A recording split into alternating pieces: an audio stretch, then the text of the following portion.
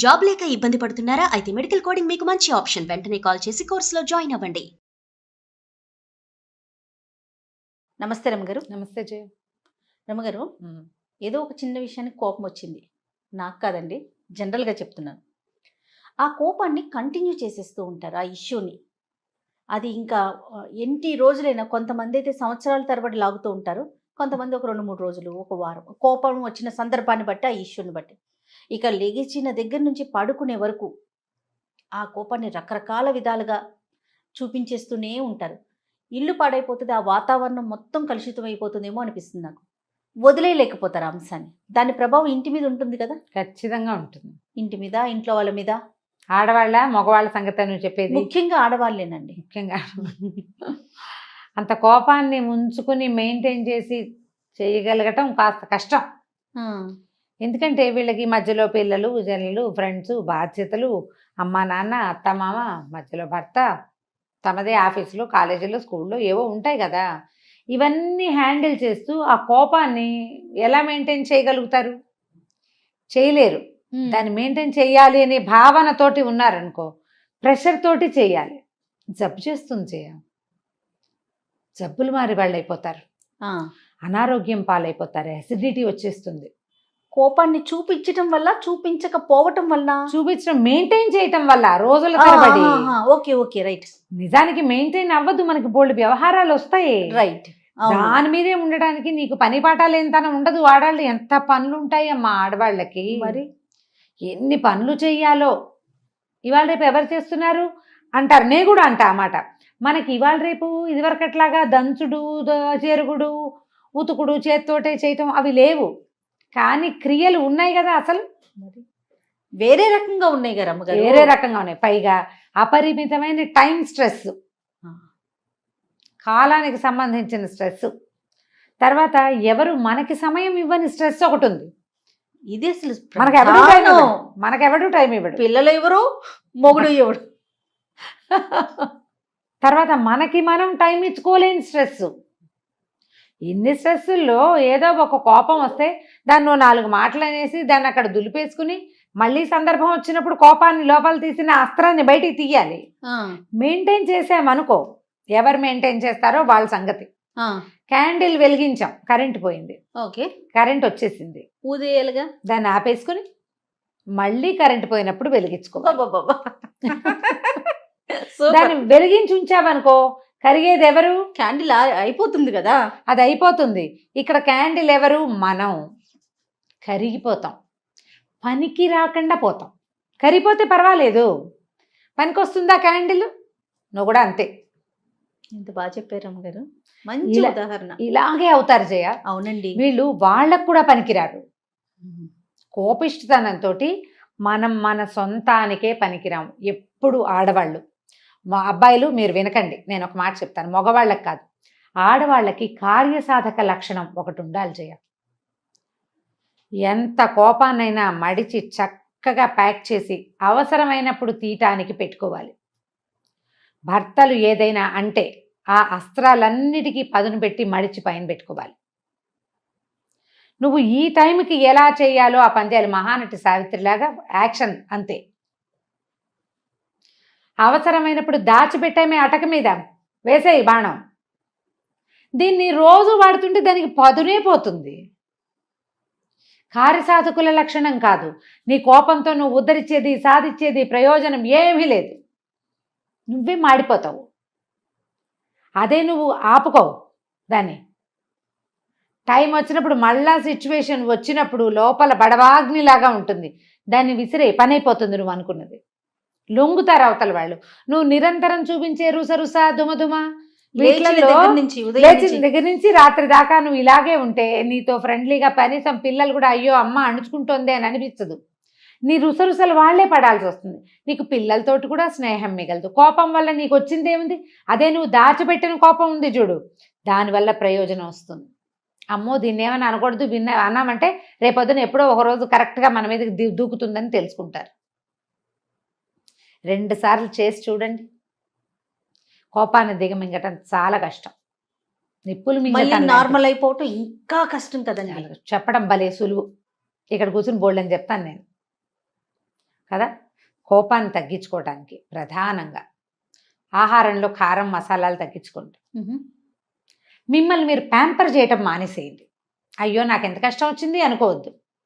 లోకంలో అందరికీ వస్తాయి, నాకు కూడా వచ్చింది. వర్షం పడితే అందరిళ్ళ మీద పడదా వాన? మనం ఒక్కింటి మీదే పడుతుందా? కాదు కదా, అందరిళ్ళ మీద పడుతుంది. ప్రతి ఇంట్లోనూ మనకొచ్చేలాంటి సమస్యలే అటు ఇటుగా. ఒక మాత్ర అటు ఎక్కువ, ఒక మాత్ర ఇటు తక్కువ, అంతే. అంతే కదా. ఇప్పుడు చూడు, ఓపెన్గా ఉన్న స్పేస్ ఇంట్లో ఉందనుకో, మన ఇంట్లో ఓపెన్ స్పేస్ ఉంటే అక్కడ నీళ్ళు ఎక్కువ నిలుస్తాయి. ఓపెన్ స్పేస్ తక్కువ ఉన్న ఇంట్లో నీళ్ళు తక్కువ నిలుస్తాయి. వాన తక్కువ కాదు, అక్కడ నిలవ తక్కువ. మనం కూడా అంతే. నువ్వు మనసుని తెరిచిపెట్టుకుని కోపానికి, దుఃఖానికి, కష్టానికి ఆహ్వానం పలికావా, వానొచ్చి పడ్డట్టు మొత్తం కష్టాలన్నీ నీ ఒళ్ళోనే పడతాయి. ఓపెన్గా ఉండద్దు. జీవితం అన్నాక ఇలాంటి బొడిదుడుకులు, ఇబ్బందులు, సబ్బందులు రానే వస్తాయి. అందరికీ తాగుబోతు మొగుళ్ళు ఉండరు, కొంతమందికి ఉంటారు. ఆ తాగుబోతు వాళ్ళతో కూడా అందరికీ ఇబ్బందులు ఉండవు, కొంతమందికి ఉంటాయి కదా. ఇది ఒప్పుకోవాల్సిందేనా? అంతే కదా. కాస్త కుస్తా అలవాట్లు ఉన్నా కూడా అవి భార్యల్ని కానీ, సంసారాన్ని కానీ, డబ్బుని కానీ ఇబ్బంది పెట్టని రకాలు, ఏదో పార్టీ ఫ్రెండ్లీగా ఉండే రకాలు కొన్ని, కాదు తాగి తలకి పోసుకునే రకాలు కొన్ని ఉంటాయి. వీళ్ళ మాట వినరు, డబ్బులు తగలబెట్టేస్తారు, పిల్లల భవిష్యత్తు ఆలోచించరు. ఇప్పుడు వాళ్ళతోటి ఈ కష్టం తప్పదు. చిన్న చిన్న ఇబ్బందులు ఉన్నాయనుకోండి, వీటిని మేనేజ్ చేయొచ్చు. మనం అలా కోపంగా ఉండటం వల్ల, దాన్ని అంటే ప్రదర్శించేయటం వల్ల ఎలాంటి నష్టాన్ని, అంటే ఒక రోజే తీసుకుందాం రమ్మగారు, ఎలాంటి ఇబ్బందులు కలుగుతాయంటారు? ఆ వాతావరణం ఎలా పాడవుతుందంటారు? సర్వనాశనమే. అంతే. ఒక్కటే. నీకేం హ్యాపీనెస్ లేదా? మొదటిది లేదు. ఒకరోజు పొద్దున్న లేచావు, రాత్రి పడుకుంటావు. ఈ పొద్దు నుంచి రాత్రి దాకా కనీసం ఒక 12 గంటలు ఉందా? 12 కాదు, ఇంకా 18 గంటలు, 16 గంటలు కనీసం ఉంటుంది. 6కి లేచామనుకో, ఈవినింగ్ 6కి మనం పడుకోగలం కదా, 10కి పడుకుంటాం. అంటే ఈ 12, 4, 16 గంటలు లేదా 17 గంటలు ఉంటాయి. ఈ 16-17 అవర్స్లో నువ్వు హాయిగా ఉండే నిమిషం ఒకటి కూడా లేదు, నువ్వు కోపంగా ఉంటే. ప్రధానంగా అన్నం బాగా సహించదు. అంటే ఈ 16 గంటల్లో నీకు ఆహారం తక్కువ. దాని అర్థం ఏమిటి? శక్తి తక్కువ. కోపంగా ఉండేసరికి ఏదో మొండిగా విసురుగా పనిచేస్తావు, చేస్తావు, కానీ మర్నాటికి వీక్ అయిపోతావు. తర్వాత పొద్దునుంచి అందరినీ విసుక్కుంటావు, రుంజుకుంటావు. నువ్వు నీ పాత కోపాన్ని మర్చిపోక ఇప్పుడు నువ్వు దుమ్ముదుమ్ములాడితే నీ విసురుని భరించినటువంటి ఏ పాపము ఎరగని కొంతమంది జనాలు ఉంటారు కదా. అందులో మన పని మనిషి ఉండొచ్చు, మన పక్కింటి ఆవిడ ఉండొచ్చు, మన కొలీగ్ ఉండొచ్చు, మన పిల్లలు ఎలాగూ ఉంటారు. వీళ్ళందరూ దాన్ని గుర్తుపెట్టుకోరా? రేపు నువ్వు దొరుకుతావు కదా. కదా, నువ్వు ఇవాళ విసుక్కున్నావు ఒక మనిషిని, నీకేదో విసుగ్గా ఉంది, నీ ఇబ్బంది నీది. రేపు వాళ్ళు నీతో బాగా ఉంటారా? అదే అసలు ఎక్స్పెక్ట్ చేయడానికే లేదు కదా. ఉంటారు కదా. వాళ్ళు కూడా ఇదే విసురుతో మాట్లాడతారు. నీకు ఫ్రెండ్షిప్ కట్టు. నీ పిల్లలకి ఇంకో దారి లేదు కాబట్టి, తల్లి తప్ప ఇంకో దారి లేదుగా. అవును. వాళ్ళు లొంగి ఉన్నా మర్చిపోరు. మా అమ్మ ఎప్పుడు విసుక్కుంటుందంటారు. కష్టంతో ఇప్పుడు ఇవాళ రేపు పిల్లలు ఫ్రెండ్స్కి షేర్ చేయటం ఎక్కువైపోయిందమ్మా. ప్రతి వాళ్ళకి చెప్తున్నారు పిల్లలు. తల్లి మీద ముఖ్యంగా, తల్లి లేదు, తండ్రి లేదు, ఇది చెప్పకూడదని ఉండట్లా. మన చిన్నప్పుడు అమ్మ చెంపకాయ కొట్టినా నోరు మూసుకుని ఊరుకుంటుండేవాళ్ళం. ఎవరికైనా చెప్పుకోకూడదు, అది న్యాచురల్ క్యాజువల్ థింగ్. ఇప్పుడు అట్లా లేదు. వెంటనే నా మనసు అలా ఉంది, నా మనసు ఇలా ఉంది, నాకు అలా ఉంది, నాకు ఇలా ఉంది, మా అమ్మ తిట్టింది, మా అమ్మ విసుక్కుంది, ఏంటి మీ అమ్మ ఈ మధ్య సరుతూ విసుక్కుంటుంది అంటారు అవతల వాళ్ళు. అవును, మా అమ్మ ఎప్పుడు విసుక్కుంటుంది.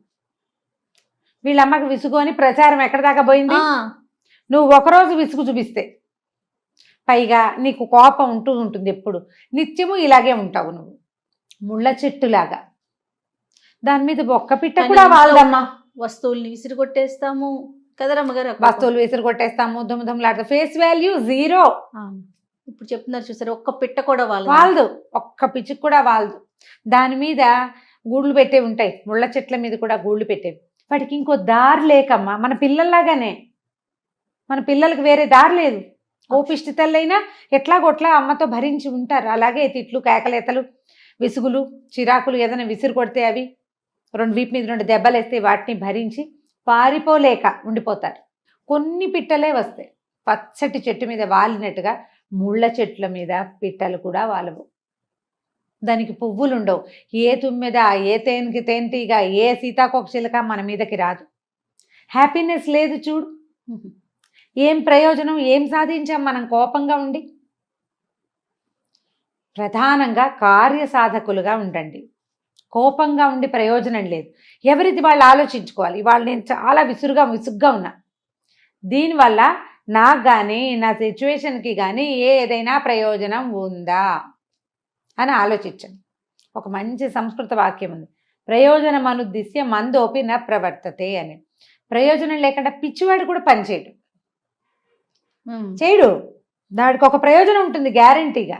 ఏదో ఒక కోతి పని చేస్తాడు అనుకో, అందులో ఒక బ్లిస్, ఒక ఆనందం ఉంటుంది వాడికి. నీకేం ఆనందం ఉంది కోపిష్టితనంలో? ఏం లేదు కదా. నువ్వు ఫేస్ వాల్యూ ఎలాగో పోగొట్టుకుంటావు, దుమదుమలాడుకుంటూ ఉండి. సంతోషం జీరో, సహయోగం మిగిలిన వాళ్ళతోటి మనకు సహకారం సహయోగాలు జీరో. ప్రయోజనం లేని కోపాన్ని ప్రదర్శించకండి. ఆ కోపాన్ని, మన ఆక్రోశాన్ని దాచిపెట్టండి. ఇంటి వాతావరణాన్ని పాడు చేసుకోవద్దు, మీ హెల్త్ పాడు చేసుకోవద్దు, మీ ఫేస్ వాల్యూ చెడగొట్టుకోకండి. ఒక విషయం మీద కోపం వచ్చి, ఒక వ్యక్తి వల్ల కోపం వస్తే మిగిలిన వ్యక్తులతోటి సంబంధ బాంధవ్యాలు చెడగొట్టుకోకండి. మనం మనిషి సంఘజీవి, మన సంఘాలు బుజ్జిబుజ్జివి, పిచ్చిక సంసారాల్లాగా అయిపోయాం మనం. ఇవి ఉన్న చిన్న పిచ్చికి గూడుని ఎందుకు చెడగొట్టుకుంటాం?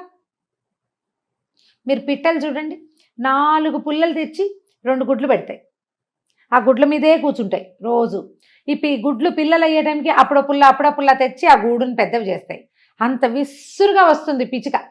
ఆ గూడు మీద వాలేటప్పుడు ఎంత స్మూత్గా ల్యాండ్ అవుతుందో. అవునండి, మనం కూడా అలా ఉండాలి. మన గూడు చెదరగొట్టుకోకూడదు. పిల్లల్ని పిచ్చుకలు పిట్టలు ఎలా చేస్తే అబ్జర్వ్ చేస్తే మీకు తెలుస్తుంది.